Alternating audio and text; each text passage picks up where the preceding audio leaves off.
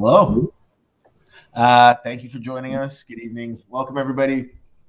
My name is Alex Sani. I am the Industry Development Coordinator here at Manitoba Music, and this is our third and final presentation in the Gear Up series that has been running all month long in celebration of International Women's Day. We've been really blessed and privileged to have some amazing guests that have joined us, and this is going to be no different than the other two meetings here. I'd like to recognize that Manitoba Music was founded on Treaty 1 territory, which is the original lands of the Anishinaabe, Cree, Cree, Dakota, and Dene peoples, and the homeland of the Métis Nation. And I'd also like to recognize the strong Inuit community here in Manitoba. Manitoba Music respects the treaty in which our organization resides, and we commit to moving forward in partnership with Indigenous communities in the spirit of collaboration and reconciliation. So, as we've talked about, this is the third and final installment of the Gear Up series. Gear Up is a speaker series featuring prominent women engineers and producers. The virtual speaker series has aimed to create connections with aspiring women and non-binary audio engineers and producers and established professionals alike. We want to build awareness of the issues in the music community through the discussion of careers, journeys, creative and business mentorship, and lived experiences. The Gear Up speaker series is made possible by the support of Factor and Manitoba Film and Music. So today we're joined by Chloe Alexandra Thompson and Madeline Roger. Thompson is a Cree Canadian interdisciplinary artist and sound designer, and her works engage tactics of material minimalism to create site-specific installations that sculpt droning maximalist experiences out of space and sound. And Madeline is a singer-songwriter from Winnipeg, Canada, right here. While skillfully accompanying herself on acoustic guitar, it is her artistry as a songwriter and storyteller that can silence a room, uniting her lyrical prowess with earworm melodies that linger long after they are sung. I now have done the easy part and let you know exactly who it is that we're going to be having a conversation with. And now I get to do the fun part, which is join everybody else and sit back and listen to a wonderful conversation. So I'm going to step off the screen, but first I'm going to introduce the two other, see if I can time it with Isabella. There. See that tech, right? That is called magic. Right? And it wasn't. It was just me being silly. Anyways, I'm really happy that the two of you could join us for this series. And now, like I said, let's see if I can time this. On the count of three, I'm going to make myself disappear so you guys can talk. 1, 2, 3. Oh my goodness. Round of applause for that. Yeah. Thanks so much. Well, hi, Chloe. It's great to meet you in this digital sphere after digging around and doing a bunch of reading about you on the internet. So yeah, thanks for being here and for taking the time to talk about your art and your artistic endeavors and some of the steps that it has taken to get to where you are in your career now. I'm wondering, yeah, maybe you'd like to just start by telling us a little bit about yourself and a general overview of what it is that you're currently doing. Well, thanks, Madeline. And also thanks for all of your research and your thoughtfulness in advance. And yeah, I guess so right now I'm in a studio in Brooklyn. Also, so yeah, I live and work in New York in Lenape-Hoking, and I moved here. I moved to the US in gosh, 2012. So I've been in the States for a while. I'm from Treaty 6 territory. That's where my tribal nation is. And I spent most of my life growing up in Vancouver, British Columbia, which is really like where I started to learn about audio and live shows and sound art and all of these things that I engage in now. So I guess that's kind of the like how I'm here and how I'm from somewhere. And presently, I'm in Circular Room Studio, which is like a mixing room and composition space that I'm part of with a few other producers and artists. And so I work closely with Randall Dunn, who's quite amazing, and Ben Greenberg, who's great as well. And we work together doing sound design and score producing for film works. I do sound design for other artists. Like before the pandemic, I primarily focused on touring sound design, which means like either doing both sound design and score composition with dancers or like theatrical presentations, or doing sound art installations on my own and engineering stuff to do with like wave field synthesis and high density loudspeaker arrays, Whoa. presenting work like that. So like hundreds of speakers in a space, making groovy things happen with technology. And yeah, so I guess since touring kind of stopped being so much of a thing in these like large gatherings and spaces that require physicality, stopped being so much of a thing, I've been focusing a lot more on sound design in more of a filmic context and continuing collaborations that I've had with visual artists and just working on things that can exist within these, I guess, more like individuated mediums. So it's been an interesting switch. And I guess maybe there's a whole bunch of backstory we could go into out of that, or really, I guess, where do you want to go next? I have my own immediate curiosity, which maybe I'll just roll with because already you've mentioned quite a few different other styles of art of people who you're collaborating with. So you're collaborating with dancers, you're collaborating with visual artists, you're collaborating with filmmakers, and I'm wondering you if that variety is something. Do you approach each of those mediums differently when you're working on a composition or when you're going into a collaboration, or do you find that you have sort of your approach that you bring with you into each style? Yeah, that's actually a great question, and it's kind of it's sort of the same but different. I mean, I guess all of the time, like as like my entire practice is really relationally based. That's why, like in the bio, it says like space and sounds because sound can't exist within a vacuum. We hear, we experience sound through the spaces and materials we're in, like humidity affects it. There's so much the speakers we're using, wall reflection. So like we're space and like also our proximity to people is like totally a collaborator. And so I think about that in my own solo work a lot. And I think that's something that all engineers think about because you're trying to translate something from your studio that's eventually going to be mastered for every kind of speaker imaginable. But you're thinking about like creating this kind of holistic experience for people, hopefully, if you're considering that. But like, um, ultimately, yeah, it's kind of I try to enter situations and find the relationship that we are together trying to present, if that makes sense. Because like every collaboration or every medium, like truly as artists, we're trying to tell a story. And so I think half of collaboration is figuring out what story you want to tell together. And so a lot of listening and a lot of asking questions to figure out what is that, and like not just in this way that's like film based or like we're doing a narrative, but there's stories that we tell as artists all the time that might not necessarily take the form of words, but are more like this sort of feeling, that we're trying to communicate through these other mediums. I don't know, does that help answer?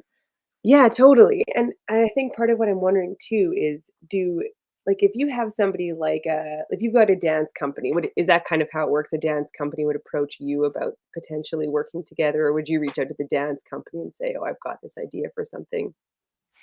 I mean, I've done both. I guess it's kind of like usually in like more of a work context, people reach out to me.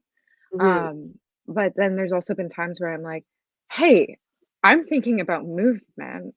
and I'm thinking about this, like, would you like to work on this together?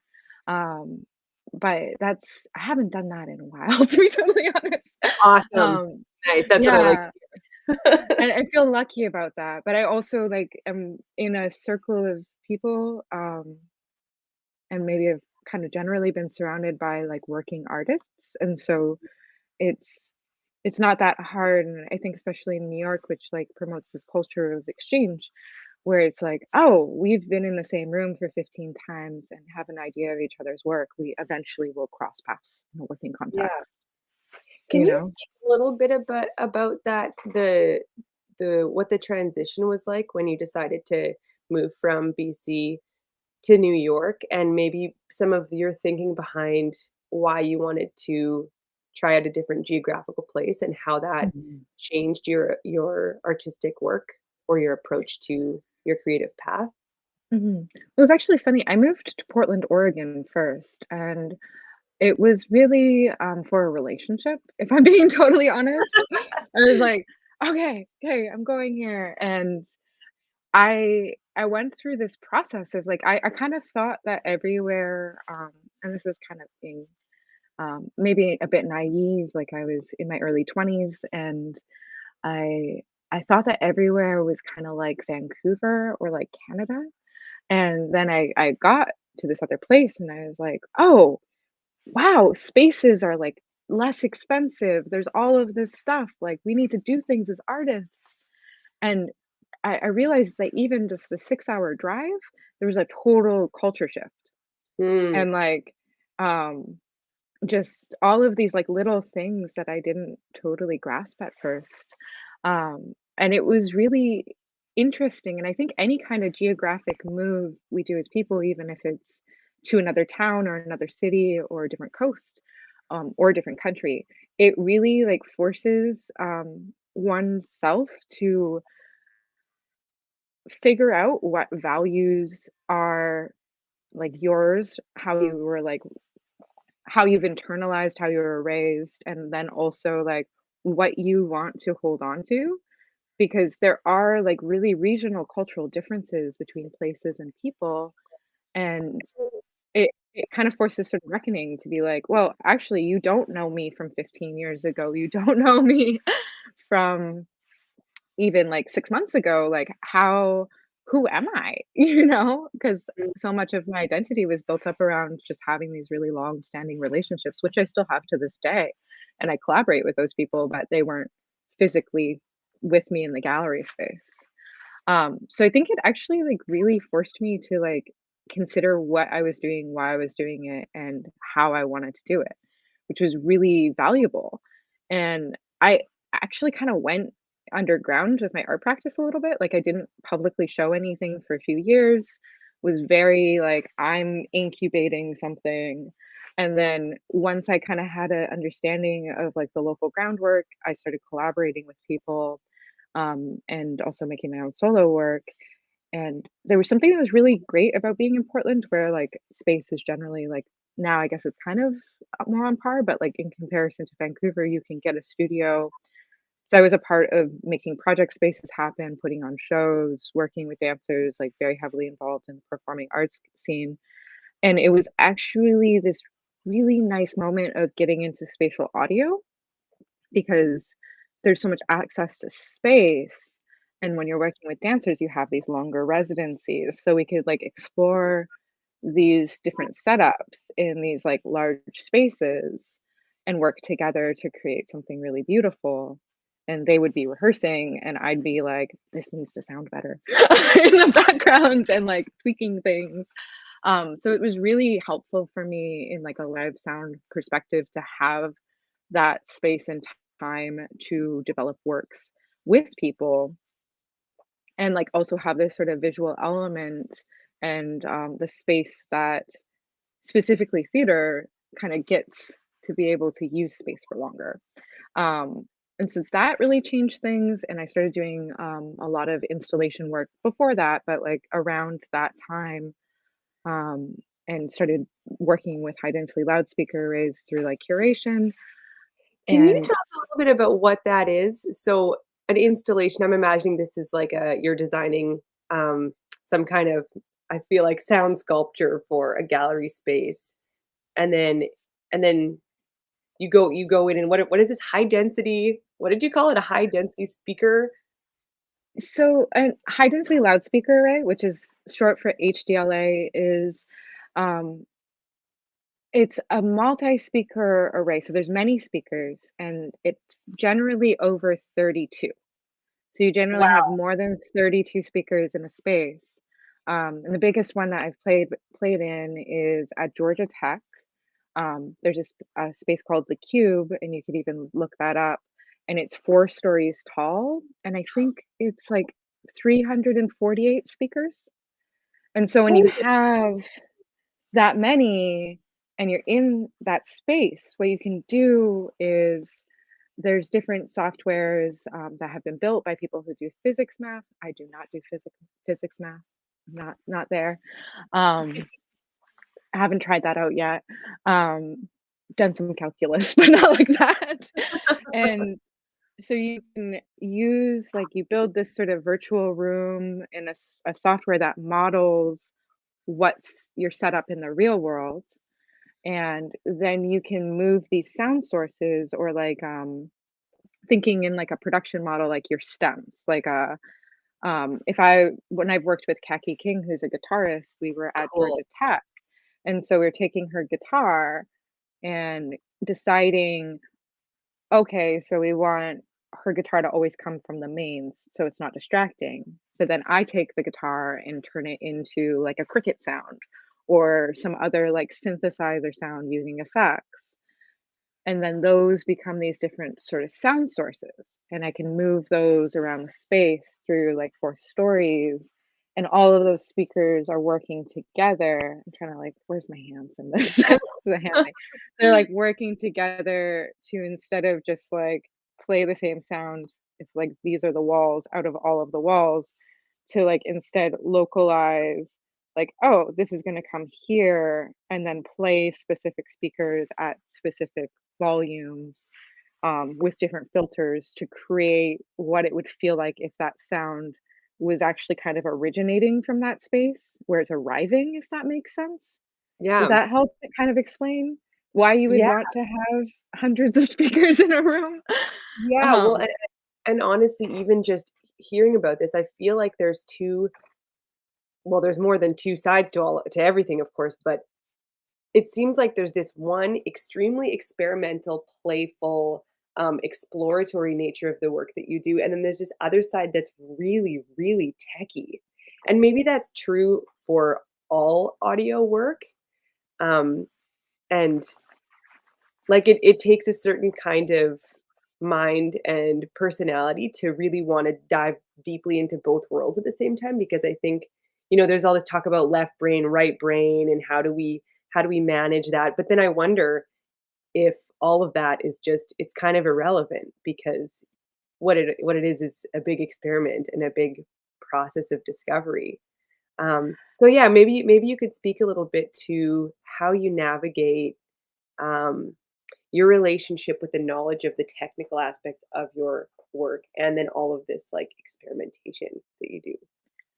well, it's kind of like the tech is a means to an end. And I think that something, and maybe to even sort of touch on this, because I actually, my uncle called me up, who is just a total badass advocate person, and he was just like out of the blue, just like, there's only like less than 3% of people in the audio energy or the music performance industry who aren't performers, who are like technicians or designers or writers, are women or who are not male. And I was like, "Yeah?" And he was like, "But that's you. I never realized that you're one of the 3%." And I was like, "Yeah." And he's like, "Also, I doubt there's like a high percentage within that 3% that are also like indigenous." And I was like, "Yeah." And we were talking about it because it was kind of like, and I don't know if maybe he saw that we're doing this talk. Mhm. Um, it was really an interesting thing, and I was just like, "Well," I was like, "Why do you think that is?" And I'm like, "Well, I think there's a lot of socialization around like, "Oh, this is math, it's not for you," or "This is too technical, it's not for you." Because I remember being told, like, my whole life that things were not for me, and, like, also I would never be able to, like, move in New York and support myself as an artist, and all of this stuff was not for me, and it's kind of not true. And I think the technical stuff is very hard, and there's just kind of a lot of things you need to memorize to some extent, but it's like it's signal flow. Like if you can record your guitar and you know how to make sound come out of speakers, then when you're doing multiple speaker setups, you're just making sound come out of more speakers. Like there's more to it than that, and there are a lot of hurdles, and I don't want to make it sound like it's super simple and then you like try a plugin and you're like, this my brain is melting.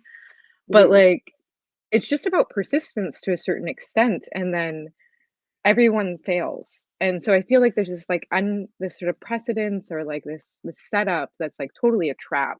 That's like you need to do this well, and if you don't do it perfectly the first time, then you'll never be good at it. And that's a pressure I think that kind of comes up at least due to socialization. I know I've felt that and like actually given myself so much grief trying to be perfect because of that. And it's like I've also watched people who are male fail constantly and still get opportunities. And so I'm just like, yeah, you just need to there's a bunch of stuff you memorize and there's a bunch of stuff you Google and like you learn over time and you can start small and grow your knowledge base. And then years later you're like, wow, I make sound holograms and there's not that many people in North America who do that really like, wow, how did that happen? And I can see that that started by like plugging in some other stuff to an audio interface and not knowing what I was doing at all, Yeah. you We're know? gonna come back to sound holograms later because that Yeah. needs to be touched on at some point. I I think, yeah, this what you're saying just resonates so deeply, like, allowing ourselves the freedom to fail and to bring confidence and to foster it and to feel it and to own it, um, as often and as ferociously as possible because I I know how, like yeah, how frustrating it can be when we come across these barriers or, those interactions that we don't need to go into the whole, like, the examples of moments in the industry where we've been mistreated, yada, yada, yada. But I think that this transformation of, like, moving geographically from place to place and having to carry into a new community and say, "Okay, this is what I do, this is what I'm curious about. I'm gonna spend a bunch of time on my own, deeply, um, like, researching and getting into the weeds of whatever thing it is that you're curious about, whether that is how to, get your audio path sending to 100 and some odd speakers." Um, yeah, there's something really inspiring hearing you talk about that chance for renewal with new projects and new places. Um, yeah, thanks for touching on that. Yeah, and I guess maybe to go back to your original question just briefly, I don't need to like go down that Mhm, rabbit hole again, but it's like there's like everything I do is kind of part technical and mhm, part art. mhm, And sometimes I find that to be um challenging, if that makes sense, because if I'm like coding something but I want a good sound, and so I just kind of divide up my time of like, okay, today if I'm working on my own projects, today I'm feeling more artistic. I'm gonna avoid getting caught in any technical mm, snafus, mm, and like just focus on this aspect. And some days I'm like, okay, I totally want to build that thing I've been dreaming of forever, and we're gonna do it. And today's the day. Everything's gonna go wrong. It's gonna take 3 days to do it. And so it's like right, kind of like sussing it out. But when I'm working for other people, generally, like, I'm either brought in as an artist or a technician or both, and so it's just kind of like depends on what I'm doing that day. And then if I'm collaborating with people, we kind of just decide together how it's going to go. Um, but it becomes a bit more muscle memory, if that makes sense. It's sort of like, I guess, like playing guitar and knowing all the chords and not having to look. Right. What do you reach for first? When you're starting a new project, do you reach for a guitar or a keyboard or a synthesizer, or do you go into a DAW? What's your process? I mean, it depends. Like sometimes I start with my voice Oh, and cool. I just start processing that, or I have a bunch of strange like built instruments that are for bowing. Um, so I might start like just making sounds like bowing metal, or just really like something. If it depends on if I want something tactile, or I start in my computer and I'm just like going at it with a max patch, or I sometimes actually just start in Pro Tools and start arranging something and I'm like, these are going to be the stems, it's going to be super great. Then I'll bring this into this other software and do something funky to it, or with the synths. Like it really is just like kind of the day, Yeah, if that right. makes sense. Um, and what I'm imagining the outcome to be. And sometimes I start in one direction and I'm like, actually, I want to use this 80s rack synth. And that's what I want to do. Right. um, So how did it start? Let's go back. When you were first starting to experiment with sound and creation, what did it look like? um, I have this really specific memory. Um, like I spent a lot of time alone as a child, and my mom had like gotten these tower speakers, like I think at some garage sale or something, and they had a big piece of fabric on them. And I remember like she was like doing something, and I like turned the radio on, and I saw that the fabric was moving, and I was like, "Whoa!" Like sound moves things like the wind. What is this? And being the, like, curious little cat I was, I, like, just kept kinda cranking the volume, and I was like, "Wow, it moves more." And so I, like, grabbed some string and, like, put string all over my living room and made paper tents. I, like, folded paper in half and put it all throughout this living room and just, like, went through the radio dial and watched how they moved differently with different frequencies, and my mind was blown. I was like, "Sound is magic. It is the wind. It's another element. What is this thing? I'm amazed." And I was Wow. like 5 years old or something. So you were Um, basically born a multidisciplinary audio artist. I was like, "Sound art. This is it." Wow. And so that kind of is like always in the back of my mind, you know. Um, and I really feel lucky that like I've gotten to have opportunities to approach new ways of making tents in my living room, you know, maybe with some institutional support and like a budget. Right. Um, and that's kind of that's my job now, is to essentially like make tents in my living room. The tools have just gotten a lot more complicated and I'm not using yarn and paper so much.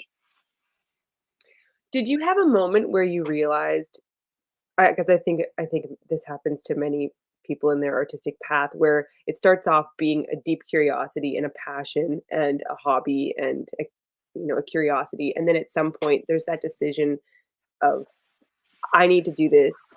I need to do this all day, every day, and I want to do this for a living. Did you have kind of a moment like that too?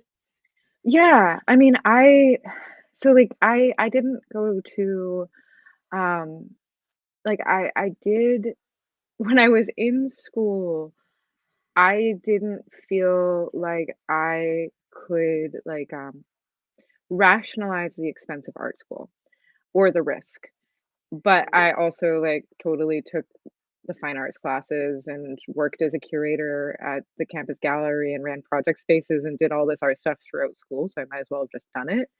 But I was like, I'm going to study something safe, computer sciences, um, and like all these other sort of things that tie into like a bachelor's of science. I was like, that's going to be it. And so I was doing all this other stuff and interning with performing arts centers and then working for them throughout school. But I was like, I want the piece of paper to be smart. In computer science. Yeah. Okay. And I ended up leaving school to take an internship with a tech company, and I started working in tech. And I was like, great, I'm set. I'm going to retire eventually. It's going to be awesome. Like, I have a solid job. I will never live in poverty. Awesome. And I eventually like combined my like arts nonprofit experience and my tech experience, and worked my way up into management roles, and then became like took a directorship at a new media arts nonprofit and public broadcasting station. So we had a server room that broadcast community content on 5 channels, and it was very technical. So I took the directorship there. In Portland, it's called Open Signal. And so I was helping people run artist residencies and supporting that with tech. We like had a VR program and all of this stuff, and it was kind of the perfect job because it was very like community focused, and I had a good salary, and I was in a leadership role, and I was like, wow, I've finally like transcended some stuff, and I'm here, and wow, I'm in leadership. That's not something I ever expected. I'm very privileged, and that's about when I'd still go and tour. I was playing out of town and doing these installations out of town like about once a month, which is very hard to juggle. We were allowed to work remote like up to 2 days a week, and so like it would work out. But it was already like kind of a lot for scheduling. And then I started getting offered these tours, exclusively doing sound design and getting paid quite well to do it. And I was like, I think I need to travel and do this. And it was kind of the hardest decision because I really loved everyone that I worked with, and I'd built up this security um, that I didn't really imagine that I would really have in my lifetime, like kind of based on how I grew up. And I had this great privilege of this security net that was my work, and I was like, I might need to leave. And I talked with my partner and with like a bunch of people I trust, and I even talked with my work. And they were like, you can take sabbatical and see how it works out. We really want to support you. You're great. And ultimately, like, came to a decision, which is I didn't want my assistant to have to do my job for the same rate, and that felt really unfair. Like it Mm, felt unethical. So we came to a decision that and not like a good leadership vibe, actually. So I yeah. left and just took the plunge, and then ended up like doing I think it was like over 4.5 months of touring in a row, which For I the don't first tour. recommend. Yeah. Well, it wasn't my first, but it was like I was working on multiple Yeah. jobs and my own work and playing. I played Send and Receive that year too, but Just I you wasn't dove right in. yeah, I wasn't home for 4 months, and that, Wow. like, has an effect on your psychology, that is not fun to, like, just be in hotels for that long, in different time zones. So don't do that unless you really want to, um, but, like, yeah, so I took the plunge, and now here I am, and it worked out. I mean, it was not without its doubts and misgivings, especially with the pandemic, Yeah, right. you know? Well, would you have any like, I'm sure there's some people who are listening to this conversation who are maybe considering doing their music or, taking things to a full-time, or, like, to try to dive into it as their work. Is there anything that you sort of anything you clung to early on in your career where you were like, this is the reason why I'm doing this, and this is how I'm going to manage the uncertainty and the unpredictability. I mean, honestly, collaboration. It's not like and like authentic collaboration. It's really being able to work with other people has been the reason why I've gotten a lot of paid work, and having good relationships is really, really important because it's a community-based thing. And so also when I get success, like I actually don't really measure my success on like how much stuff I personally have. It's like how much stuff my community has and how much work I'm able to give other people.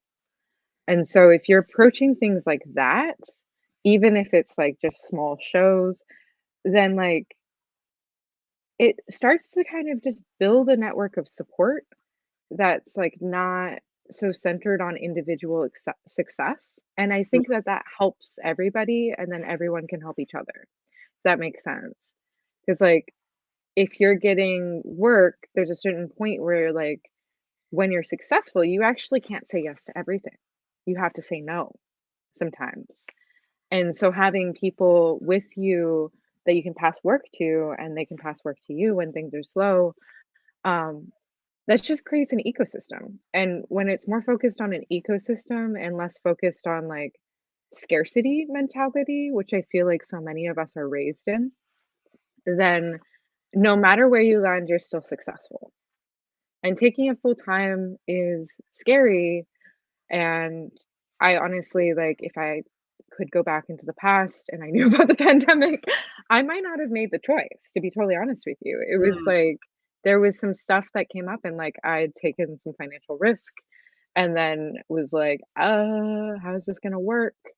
Um, but it did work out in the end and there was like still work. And that's also partly because I live in a place that is very ecosystem focused. Like I feel very lucky to be in New York, where everyone gets each other work all the time.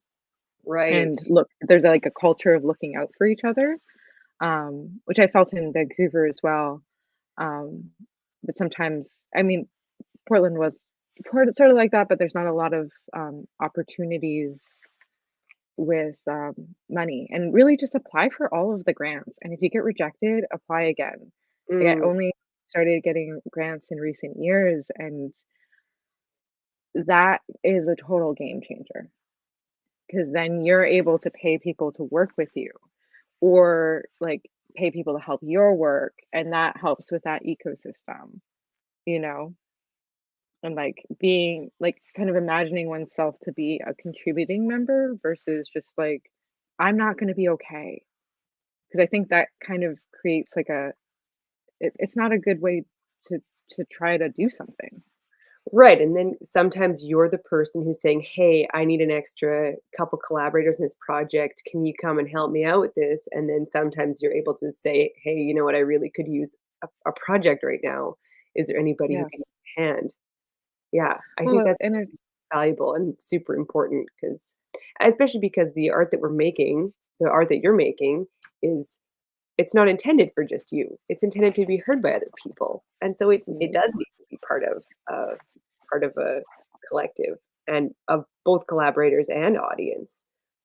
So yeah, and it's also like working to make things as like accessible, like physically, financially, and whatnot, as possible. Like I always try to like have with my writer and discussions with promoters that like if there has to be some available discounted tickets for things and like just things like that because I don't think financial barriers should be a total deterrent from someone saying, all right, yes, we all have to make a living, but there's sometimes where someone can't pay, but them being able to like interact with that experience and to have that experience means that they can go home and make something themselves or they've brought their own perspective to the work and are a part of it. And so it's like this fine balance, if that makes sense.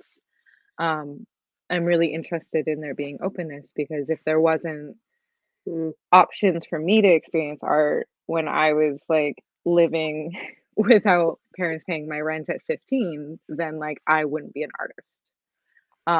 And so that kind of stuff is really important, um, too, in terms of accessibility and being able to bring people in, because everyone has something to offer, and it's not always about money and Mhm. exchanges of money, if that makes sense. So sometimes Oh, there's like trade.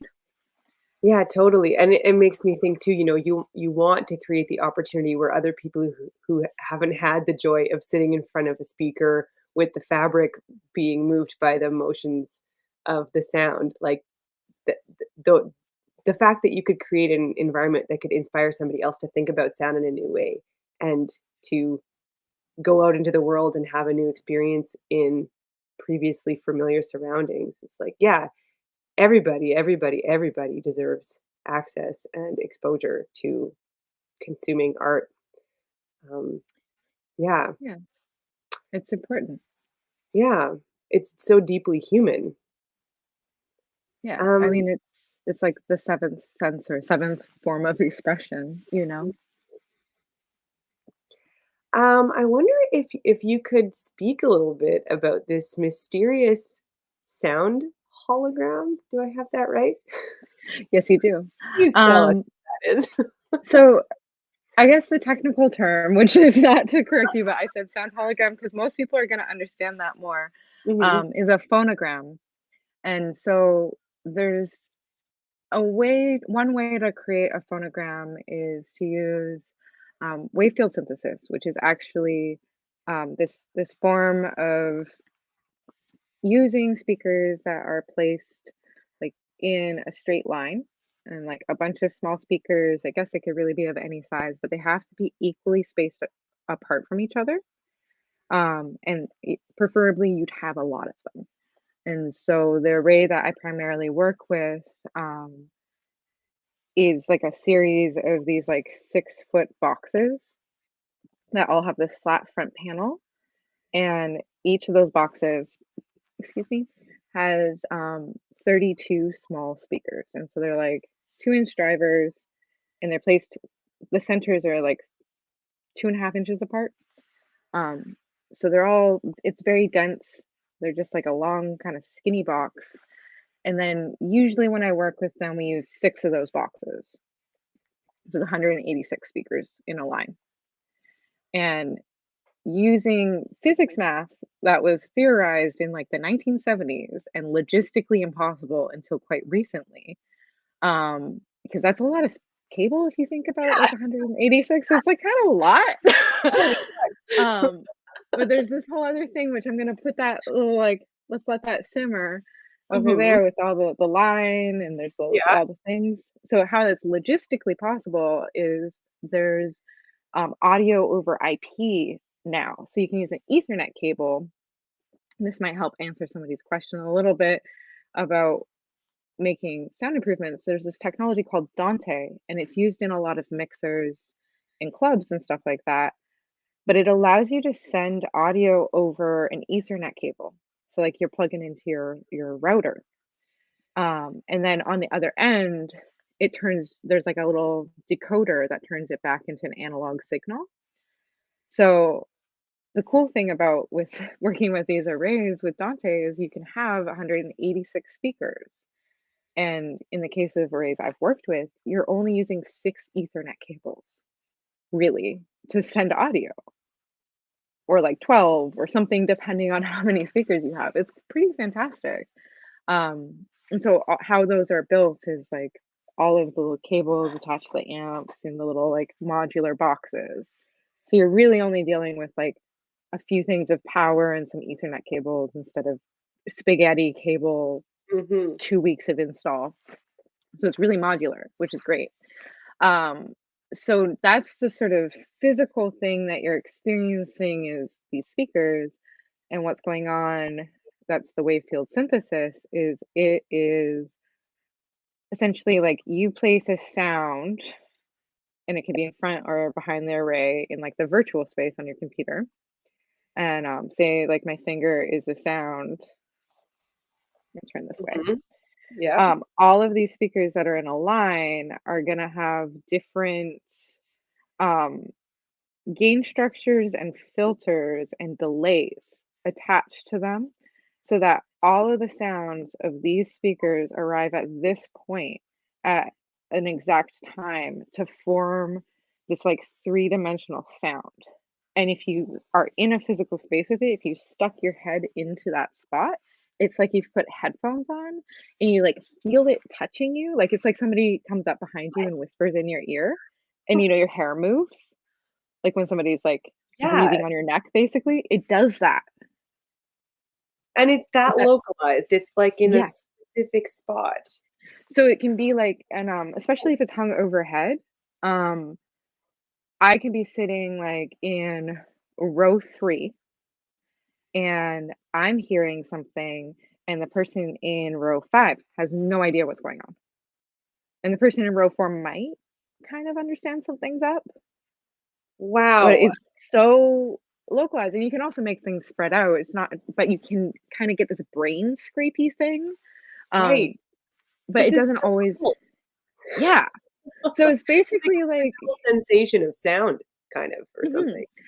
Well, and like the cool thing is we're in this time, and I guess this is kind of like looping back even to that technical question, is we're in this time where all of this like sound research that's been theorized for years and people have thought about it and like wave field synthesis was designed to emulate sounds in the real world.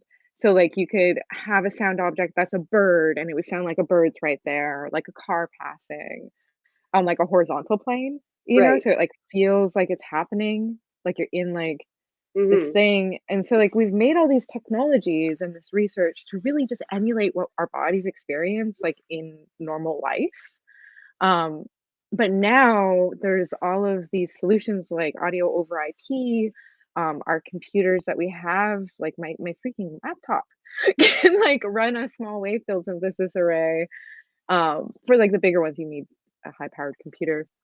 But Right. I can run 62 speakers off of my laptop very easily, Very um, easily. very Amazing. easily, like, it doesn't crash, and I'm like, "This is all new." So we're in this time where, like, there's all of this stuff that was, like, previously, like, unimaginable, and Mm. we're able to do it, like, with relative ease. Not saying it's not hard and annoying and complicated, but, like, it's logistically possible, Mhm. and that's kind of the interesting thing about this moment, I think. Um, and that for some reason it's so weird with like everything going on and all of it. That's kind of been like watching that curve of like what a computer that I could afford can do change even in the past like 10 or 5 years has been Mhm. something that's like been like hopeful in like a technical art practice way, if that makes sense. Yeah, it's really cool hearing about how much, like, practical innovation is going on because this is quite honestly something that I'm deeply unaware about. And now I'm like, how do I go find one of these, like, audio holograms? Where can I experience that? Because it sounds so fascinating. So there's one permanently installed at MPAC, which is in like kind of upstate New York, like Troy. So it's actually pretty close to Montreal. And it's a close enough drive from Toronto. Um, and there's not that many of them right now, but there's people are building more. I know there's some talks about a couple institutions in Canada maybe getting them, but there's none in Canada right now. Mm, Um, but I think there's maybe 8 of them now in North America. just Um, 8. yeah, That's there's that's not a fascinating. lot. What? There there's not a lot, but people are trying to build more. There's a ton in Europe, but there's still not a lot really. I'll post some links to like the YouTube contents or whatever after Yeah. the chat of like some of these installs so you can see photos. Um, but yeah, MPAC's kind of because I think they also do a residency specifically with like Canadian artists. Hmm. um, Canadian dancers or theater people, once a year, every few years. So that's something that's like also a good thing to check out. Also, Loeb Studio in Vancouver, BC doesn't use wave field synthesis. They use 4D sound, but it also creates sound holograms. Hmm. Very sort of similar system, different execution completely. Very proprietary. And Loeb does have a residency program, and you can apply for Canada Council Arts funding to go there. And their software is really easy to use, and they guide you through how to do it all. They're super nice Cool. people. You should apply Cool. for the residency, people. And Get yeah, your grant also, writing out. yeah, I'm like, write that grant. Yeah. Give them the money. I just see that the time has just been flying by, and I just wanted to take a quick look through the okay, just looking at the questions here. There's a question um, about if there's resources for better sound in church buildings, and I guess that could be like any kind of community space Mhm. approaching. I mean, I feel like that could be a really broad question. Do you Yeah. have any thoughts about that?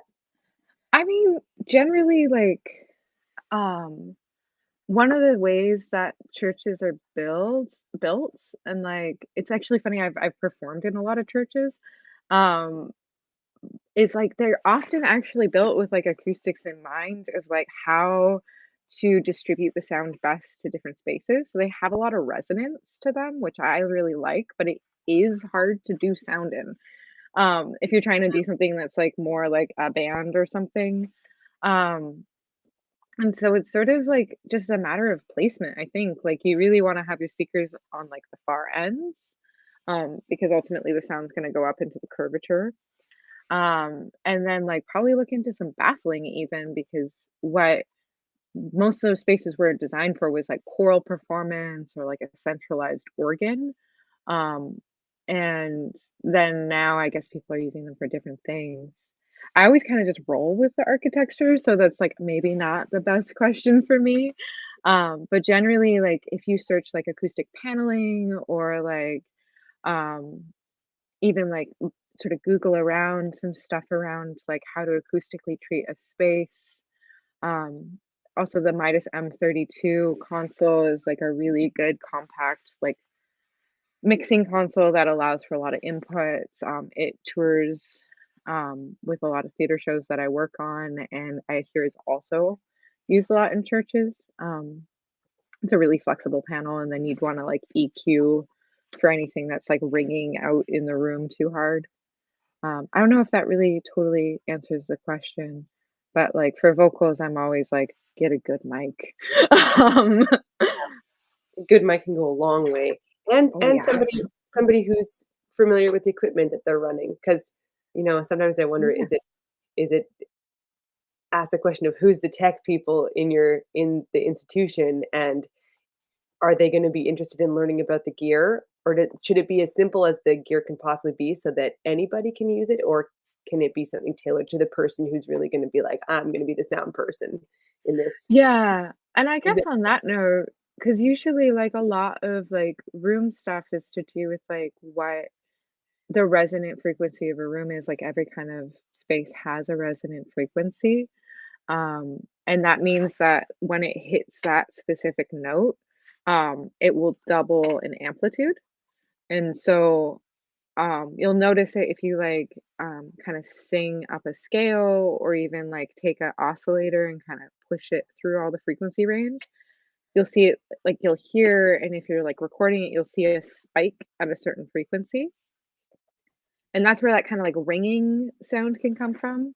So sometimes it's as simple as getting, like, a good, like, parametric EQ rack thing or a good plug-in, and just kinda notching out those frequencies a little bit, and then it's not so, like, "Ah," like, ringing throughout the room, like, that can help a lot and make it easier for just anyone to generally tech it, if that makes sense. Just get something to tame the room a little bit, basically, is Yeah. what it sounds like you're suggesting, whether that be some baffling or some broad EQ. Yeah, which, like, I also am the person who goes into spaces like that, and I'm like, "Please take off the EQ.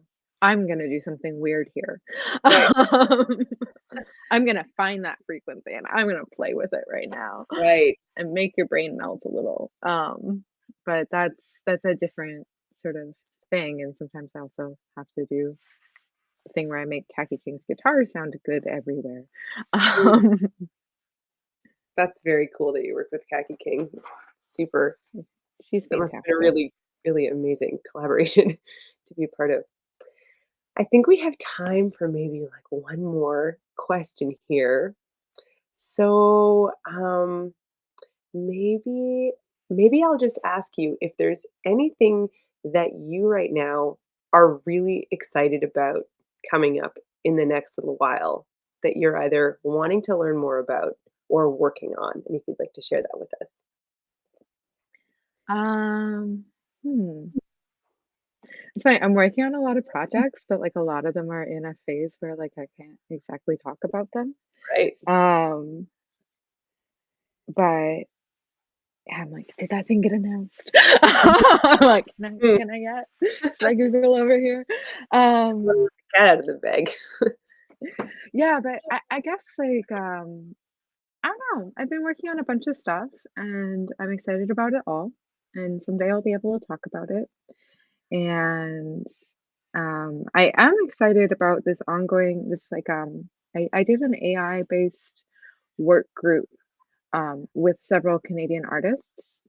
And so we worked together with Meta Creation Lab at SFU in Vancouver to work kind of as beta testers on their new MIDI based AI. And part of the reason why I chose to go with that is it's not sample based. Like so much of the AI technology around music coming out is based on taking my likeness, like as an artist, and then Mhm, kind of regurgitating it in a copyright free way, mm, which doesn't really feel collaborative to me and also like isn't always the most sort of ethical. I think it's interesting when it happens sometimes, but I'm not like on board for that sort of thing totally. And this AI is MIDI based, and so it kind of is a collaborator in the sense that like you're playing and making things, and then it's adding or doing counterpoint or doing something totally weird um, within your composition, like on a separate track, and then you can do sound design around that. Um, so it's been interesting, and I've worked with a few other artists, and so that'll be announced soon. And we're going to release some works we did with it, and some people also chose to go through the incubator and decided not to work with it at all. But like they're working through this process led to them like creating this composition like of their own, but based around the work they did. um, but the great thing about it is it actually like led the people who were making the AI to like change the way they made it. Which I feel like is this like kind of I guess this kind of goes back to the art and tech thing is like we mhm, came in as artists and we're then asking all these questions that like maybe people who are really engrossed in AI tech, which I'm not, um, would not ask. And that kind of changed the whole project at the end of it. right, Like, I mean, it's still the same, but they like were like, oh, 4/4 totally excludes polyrhythms, and that's kinda messed up, and we were like, "Yes, that is messed up. You forgot that there's other time signatures." right. And so they were able to, like, Wow. integrate these things that ultimately make something a lot less biased and a lot more, interesting to collaborate with, and less outside of just the Western music canon. So Yeah. that's been an exciting process. What a brilliant example of creativity causing, like, actually pretty important change in tech. That's very cool. And just Yeah, and this is because you reached a limitation, right? You're like, "Okay, this is mhm. limited, the tech, and we know that it can be better." So Well, and on the flip of it, and maybe this is a great like sort of closing remark, is that this is like why kind of looping back to that whole like being told that you can't do something, or things feeling off limits or feeling too technical. It's like actually everyone can and should have a seat at the table. And there right, are limitations. Like sometimes a piece of technology is not at a point where it can provide for all of your wants and needs and dreams. But if you're not voicing that or asking questions, then like it's never actually going to do that. And I feel like so many people, including myself previously, like, and still at times, like it can feel like, oh, if I ask this question, like somebody's going to be mean to me. Um, I know I had experiences like that growing up, and sometimes I still have experiences like that because I still have questions. But Mhm. actually, questions are the things that are going to create change. And critique also creates change and like is a form of care in this way where we're really like working to try to find a way to make things cooler, together. And so keep asking questions, and sometimes I don't have the answer to people's questions either. And it's okay to also not have the answer. Right. Well, I think that that is a brilliant end and inspiring way to wrap up this conversation. Um, Thank you so much for sharing a bunch about what you do and how you have come to where you are in your career, and sharing some of the really neat innovation that you're a part of. Yeah, I'm deeply personally inspired, and yeah, I hope things go well with all of your upcoming projects. Well, thank you. And I hope things go well with yours. It's always weird to be like, I'm like, I want to ask you all the questions now. Can we like get another hour and flip it? Yeah.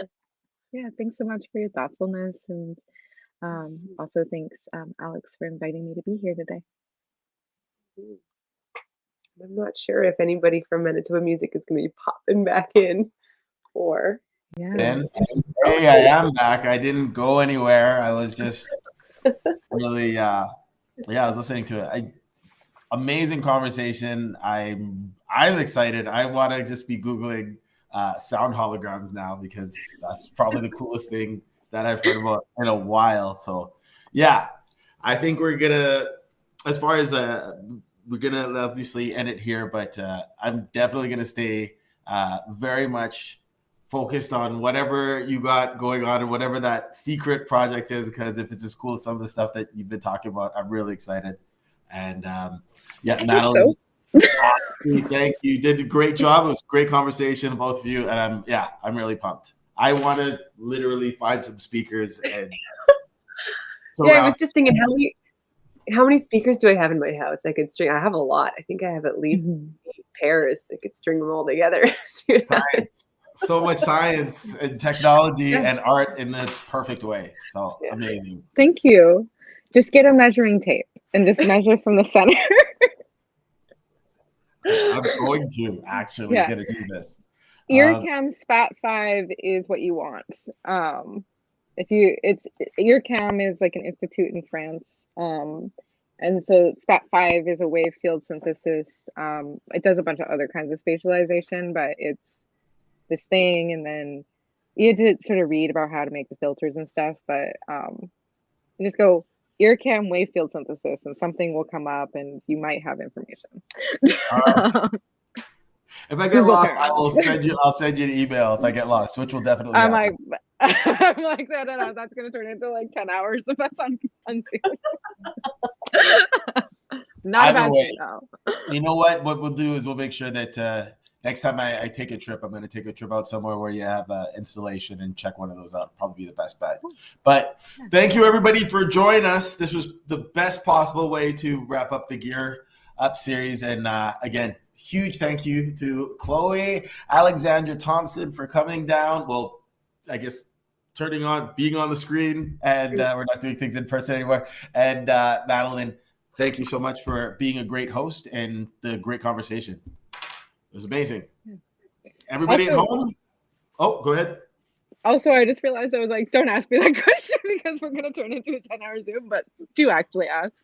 I want you to do things. I Yeah. will. That's perfect. I like that. All right, guys. Everybody watching at home, thank you for joining us. To my guests, thank you for being here, and we hope to see you all again soon.